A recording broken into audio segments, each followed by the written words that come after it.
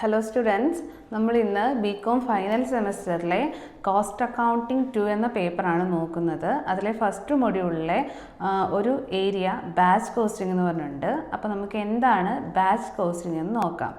Batch costing specifically use ചെയ്യുന്നത് manufacturing companies ആണ്.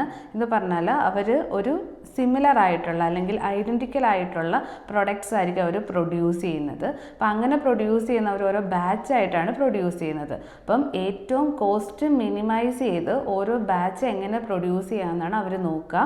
അപ്പം അതിനുവേണ്ടിയാണ് ഈ ബാച്ച് കോസ്റ്റിംഗ് യൂസ് ചെയ്യുന്നതെന്ന് വെച്ചാൽ കോസ്റ്റ് മിനിമൈസ് ചെയ്തുകൊണ്ട് ഓരോ ബാച്ച് ഐഡൻറ്റിക്കലായ ഓരോ ബാച്ച് പ്രൊഡ്യൂസ് ചെയ്യുക. അതിനെയാണ് നമ്മൾ ബാച്ച് കോസ്റ്റിംഗ് കൊണ്ട് ഉദ്ദേശിക്കുന്നത്. അപ്പോൾ നമുക്ക് മീനിങ് എന്താണെന്ന് നോക്കാം. Batch costing is that form of specific order costing which applies wear similar articles are manufactured in batches either for sale or use within the undertaking suitable for industries. Example പറഞ്ഞാൽ manufacturing cycle, toys, shoes, readymade garments, അതൊക്കെയാണ് നമുക്ക് എക്സാമ്പിളായിട്ട് പറയാൻ സാധിക്കുന്നത്. ഇനി നമുക്കിതിൻ്റെ objectives എന്താണെന്ന് നോക്കാം. First one, to ascertain the cost and profit of each batch. ഓരോ ബാച്ചിൻ്റെയും കോസ്റ്റ് എത്ര, അതുപോലെ അതിൽ എത്രമാത്രം പ്രോഫിറ്റ് അസർടെയിൻ ചെയ്യാമെന്നാണ് നമ്മൾ ഫസ്റ്റ് നോക്കുക. രണ്ടാമത്തേത്, to ascertain control over cost control ചെയ്യുക. നമുക്ക് ഈ ഓരോ ബാച്ച് പ്രൊഡ്യൂസ് ചെയ്യുന്നതിനും ക്യാരിയിങ് കോസ്റ്റും അതുപോലെ സെറ്റപ്പ് കോസ്റ്റുമാണ് ഉണ്ടാവുന്നത്. That is setting up of cost. Carrying cost എന്ന് പറഞ്ഞാൽ സ്റ്റോറേജ് കോസ്റ്റാണ്. അപ്പം ആ കോസ്റ്റ് എത്രമാത്രം നമുക്ക് കൺട്രോൾ ചെയ്യാമെന്ന് അസർടെയിൻ ചെയ്യാനായിട്ട് സാധിക്കുന്നു. To determining economic batch quantity. അപ്പം എക്കണോമിക് ബാച്ച് ക്വാണ്ടിറ്റി ഐഡൻറ്റിഫൈ ചെയ്യുക അല്ലെങ്കിൽ ഡിറ്റർമൈൻ ചെയ്യുക. അപ്പോൾ എക്കണോമിക് ബാച്ച് ക്വാണ്ടിറ്റി എന്താണെന്ന് നമ്മൾ പുറകെ തന്നെ പറയുന്നുണ്ട്. അപ്പോൾ നമുക്കത് എന്താണെന്ന് എക്സ്പ്ലെയിൻ ചെയ്യാം. നെക്സ്റ്റ് നമുക്കതിൻ്റെ ഫീച്ചേഴ്സ് നോക്കാം. ഫസ്റ്റ് ഫീച്ചറായിട്ട് വരുന്നത് each batch is treated as A cost unit. ഓരോ ബാച്ചിനെയും ഓരോ കോസ്റ്റ് യൂണിറ്റ് ആയിട്ടാണ് നമ്മൾ അനലൈസ് ചെയ്യുന്നത്. അതിൻ്റെ ഉദ്ദേശം എത്രമാത്രം കോസ്റ്റ് അവിടെ റെഡ്യൂസ് ചെയ്യാൻ സാധിക്കുന്നു എന്ന് ഐഡൻറ്റിഫൈ ചെയ്യാനാണ്. രണ്ടാമത്തേത്, A batch number is assign for each batch. ഓരോ ബാച്ചിനും നമ്മൾ ബാച്ച് നമ്പർ അസൈൻ ചെയ്ത് കൊടുക്കും. അങ്ങനെയാണ് നമ്മൾ ആ ബാച്ചിനെ അനലൈസ് ചെയ്യുന്നതും അസർടെയിൻ ചെയ്യുന്നതും. മൂന്നാമത്തേത്, the total of batch cost can be ascertain by totaling each order number. എന്നുവെച്ചാൽ ഈ ഓരോ ബാച്ചിനും നമ്മൾ ബാച്ച് നമ്പർ കൊടുക്കുന്നുണ്ട്. ആ ഓർഡർ നമ്പർ വെച്ചാണ് ഓരോ ബാച്ചിൻ്റെയും ടോട്ടൽ കോസ്റ്റ് അനലൈസ് ചെയ്യുന്നത്. The cost of production per unit can be ascertain by dividing total cost by the total batch quantity. അപ്പോൾ കോസ്റ്റ് ഓഫ് പ്രൊഡക്ഷൻ, ഒരു യൂണിറ്റിൻ്റെ കോസ്റ്റ് ഓഫ് പ്രൊഡക്ഷൻ നമ്മൾ ഐഡൻറ്റിഫൈ ചെയ്യുന്ന അല്ലെ അസർടെയിൻ ചെയ്യുന്നത് ടോട്ടൽ കോസ്റ്റിനെ ടോട്ടൽ ബാച്ച് ക്വാണ്ടിറ്റി കൊണ്ട് ഡിവൈഡ് ചെയ്താണ്. A batch cost sheet can be prepared to ascertain the cost of each batch. ഓരോ ബാച്ചിൻ്റെയും കോസ്റ്റ് അസർടെയിൻ ചെയ്യാൻ നമ്മൾ ലാസ്റ്റ് ഒരു കോസ്റ്റ് ഷീറ്റ് പ്രിപ്പയർ ചെയ്യും. അതിനെ വിളിക്കുന്ന പേരാണ് ബാച്ച് കോസ്റ്റ് ഷീറ്റ്.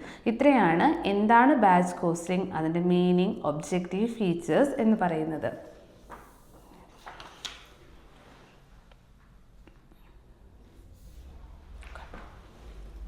നമുക്ക് എന്താണ് എക്കണോമിക് ബാച്ച് ക്വാണ്ടിറ്റി അല്ലെങ്കിൽ EBQ എന്ന് നോക്കാം. നമ്മൾ നേരത്തെ പറഞ്ഞിരുന്നു നമ്മുടെ ബാച്ച് കോസ്റ്റിങ്ങിൽ EBQ അസർടെയിൻ ചെയ്യുന്നുണ്ടെന്ന് പറഞ്ഞു. അപ്പോൾ എന്താണ് എക്കണോമിക് ബാച്ച് ക്വാണ്ടിറ്റി എന്ന് പറയുന്നത്?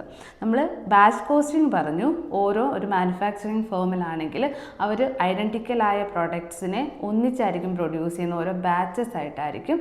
എക്സാമ്പിൾ പറഞ്ഞാൽ നമ്മളിപ്പോൾ മാക്സിൽ നിന്ന് ഒരു പ്രൊഡക്റ്റ് എടുക്കുകയാണ്, ഐഡൻറ്റിക്കലായ സിമിലർ ആയിട്ടുള്ള കുറേ പ്രൊഡക്ട്സ് കാണും, അതിനൊരു ബാച്ച് ആയിട്ടാണ് അവർ പ്രൊഡ്യൂസ് ചെയ്യുന്നത്. അതാണ് ബാച്ച് കോസ്റ്റിംഗ് എന്ന് പറയുന്നത്, അല്ലേ? അപ്പോൾ ഈ എക്കണോമിക് ബാച്ച് ക്വാണ്ടിറ്റി എന്ന് പറഞ്ഞാൽ എത്രമാത്രം കോസ്റ്റ് മിനിമൈസ് ചെയ്ത് ഈ ഓരോ ബാച്ചിലും എത്ര ക്വാണ്ടിറ്റി വീതം നമുക്ക് കണ്ടുപിടിക്കാൻ സാധിക്കും അല്ലെങ്കിൽ നമുക്ക് കാൽക്കുലേറ്റ് ചെയ്യാൻ സാധിക്കും. അതാണ് എക്കണോമിക് ബാച്ച് ക്വാണ്ടിറ്റി കൊണ്ട് ഉദ്ദേശിക്കുന്നത്. വെച്ചാൽ എത്ര സൈസ് ഓഫ് ബാച്ച് നമുക്ക് പ്രൊഡ്യൂസ് ചെയ്യണം, എന്ത് കുറച്ചുകൊണ്ട്, കോസ്റ്റ് കുറച്ചുകൊണ്ട്. അപ്പം അതിനെയാണ് എക്കണോമിക് ബാച്ച് ക്വാണ്ടിറ്റി എന്ന് പറയുന്നത്. അപ്പം economic batch quantity is the size of batch or load at which production is most ideal or economic. എന്ന് വെച്ചാൽ നമ്മൾ കോസ്റ്റിനെ മിനിമൈസ് ചെയ്ത് ഓരോ ബാച്ചിലും എത്ര ക്വാണ്ടിറ്റി നമുക്ക് പ്രൊഡ്യൂസ് ചെയ്യാൻ സാധിക്കുമോ അതിനെയാണ് എക്കണോമിക് ബാച്ച് ക്വാണ്ടിറ്റി കൊണ്ട് ഉദ്ദേശിക്കുന്നത്. It is the quantity in A batch of production at which cost per unit is minimum. Cost അവിടെ മിനിമം ആക്കുക. It is the quantity to be produced at a time to minimize setting up cost and carrying cost. അതാണ് നമ്മൾ ശ്രദ്ധിക്കേണ്ടത്. EBQല് നമ്മൾ analyse ചെയ്യുന്ന അല്ലെ minimum ആക്കുന്ന cost എന്ന് പറയുന്നത് setting up cost and carrying cost ആണ്. ക്യാരിങ് കോസ്റ്റ് എന്ന് ഉദ്ദേശിക്കുന്നത് സ്റ്റോറേജ് കോസ്റ്റ് ആണ് കേട്ടോ. ഇനി എങ്ങനെയാണ് EBQ നമ്മൾ കണ്ടുപിടിക്കുന്നത്? അതിന് നമുക്ക് ഇക്വേഷൻ ഉണ്ട്. √2AS divided by C. അതാണ് നമ്മൾ എക്കണോമിക് ബാച്ച് ക്വാണ്ടിറ്റി കണ്ടുപിടിക്കാനായിട്ട് യൂസ് ചെയ്യുന്ന ഇക്വേഷൻ.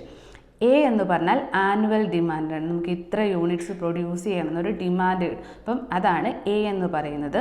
എസ് എന്ന് പറയുന്നത് setting of cost per batch. ഒരു ബാച്ച് പ്രൊഡ്യൂസ് ചെയ്യാനായിട്ടുണ്ടാവുന്ന സെറ്റപ്പ് കോസ്റ്റ് അല്ലെ സെറ്റിംഗ് അപ്പ് കോസ്റ്റിനെയാണ് എസ് കൊണ്ട് ഡിനോട്ട് ചെയ്യുന്നത്. സി എന്ന് പറയുന്നത് carrying cost per unit or cost of storage per unit. അപ്പം ക്യാരിങ് കോസ്റ്റ് അല്ലെങ്കിൽ സ്റ്റോറേജ് കോസ്റ്റിനെയാണ് നമ്മൾ സി കൊണ്ട് നോക്കുന്നത്. അപ്പം ഈ ഇക്വേഷനകത്തോട്ട് അപ്ലൈ ചെയ്താണ് നമ്മൾ EBQ കണ്ടുപിടിക്കുന്നത്. പഠിച്ചോ? നമ്മൾ EBQൻ്റെ തിയററ്റിക്കൽ ആസ്പെക്റ്റ് ഒക്കെ എക്സ്പ്ലെയിൻ ചെയ്തിരുന്നു. നമുക്കിനി ഒരു ക്വസ്റ്റ്യൻ നോക്കാം. Compute EBQ economic batch quantity. അപ്പോൾ നമുക്ക് തന്നിരിക്കുന്ന ഐറ്റംസ് ഏതൊക്കെയാണെന്ന് നോക്കാം. Annual demand 4000 units, setting up cost 100, cost of manufacturing 200, rate of interest 10%. Equation EBQ is equal to √2AS divided by C. അപ്പോൾ നമ്മൾ ഇക്വേഷനിലോട്ട് നമ്മൾ ആ ക്വസ്റ്റ്യൻ്റെ തന്നിരിക്കുന്ന ഓരോ ഐറ്റം ആഡ് ചെയ്യാൻ പോവാണ്. EBQ is equal to √2AS divided by C. അപ്പം A തന്നിട്ടുണ്ട് 4000 unit annual demand. S setting up of cost 100 ആണ്. സി ഇവിടെ നമുക്ക് തന്നിട്ടില്ല. ഡയറക്റ്റ് സ്റ്റോറേജ് കോസ്റ്റ് എന്നോ ക്യാരിങ് കോസ്റ്റ് എന്നോ തരണം. നമുക്കത് തന്നിട്ടില്ല. നമുക്ക് തന്നിരുന്നത് കോസ്റ്റ് ഓഫ് മാനുഫാക്ചറിങ് 200ഉം റേറ്റ് ഓഫ് ഇൻട്രസ്റ്റ് 10ഉം ആണ് തന്നിരുന്നത്. അപ്പം നമ്മളത് വെച്ച് സി കണ്ടുപിടിക്കുകയാണ് ചെയ്യുന്നത്. C is equal to cost of manufacturing into interest rate എത്രയാണോ അത് വെച്ച് നമ്മളതിനെ മൾട്ടിപ്ലൈ ചെയ്ത് കണ്ടുപിടിക്കുകയാണ് ചെയ്യുന്നത്. അങ്ങനെ നിങ്ങൾക്ക് ക്വസ്റ്റ്യനിൽ തരാൻ ഡയറക്റ്റ് സ്റ്റോറേജ് കോസ്റ്റ് എന്നോ അല്ലെങ്കിൽ ക്യാരിങ് കോസ്റ്റ് എന്ന് തരും. അങ്ങനെയാണ് സി ഈസ് ഈക്വൽ ടു തന്നിരിക്കുന്ന ഇടാം. ഇവിടെ അത് തരാത്തത് കൊണ്ടാണ് നമ്മൾ ഇത് കണ്ടുപിടിക്കുന്നത്. സി എത്രയാണ്? അപ്പോൾ cost of manufacturing into rate of interest എത്രയാണോ അപ്പം അത് വെച്ച് കമ്പ്യൂട്ട് ചെയ്യുമ്പോൾ നമുക്ക് 20 എന്ന് കിട്ടും ക്യാരിങ് കോസ്റ്റ്. ഇപ്പം നമുക്ക് വേണ്ട ഐറ്റംസ് എല്ലാം കിട്ടി. ആനുവൽ ഡിമാൻഡ് ഉണ്ട്, സെറ്റിംഗ് അപ്പ് ഓഫ് കോസ്റ്റ് ഉണ്ട്, ക്യാരിങ് കോസ്റ്റ് ഉണ്ട്. ഇക്വേഷനിലോട്ട് ഇടുവാണ്. 2 × 4000 × 100 ഡിവൈഡഡ് ബൈ 20.